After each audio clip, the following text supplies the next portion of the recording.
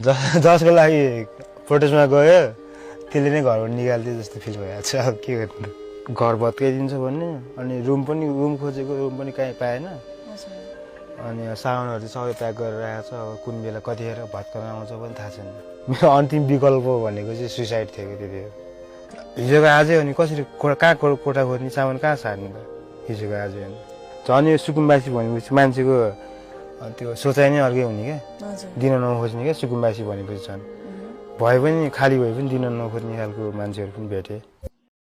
भाइ उठाइदिएला जस्तो छ होइन, उठाइदिन्छ, कतिपयलाई उठाइदिइसक्यो। अब हामी सबैको पालो हो, हामी गरिब हुनु गल्ती हो है। किनकि हाम्रो देशमा सरकार धनी छ है, सरकार उसको त आफ्नो टन्ने सम्पत्ति छ। हामी गरिब सुकुम्बासीको सम्पत्ति त छैन। हामी सुकुम्बासी हुनु नै गलत गरे हो कि गल्ती हो कि भाइ। सरकारले त हेर्दै पाल मतलब दिँदैन, हेर्दैन। अनि डेरावाला घरबेटीले के देला भाइ। यो पीडा हामी सबै सुकुम्बासीको छ। त्यसैले दुःख पाए नआत्तिनु, सुख पाए नमात्तिनु भन्ने कुरा थाहा छ नि।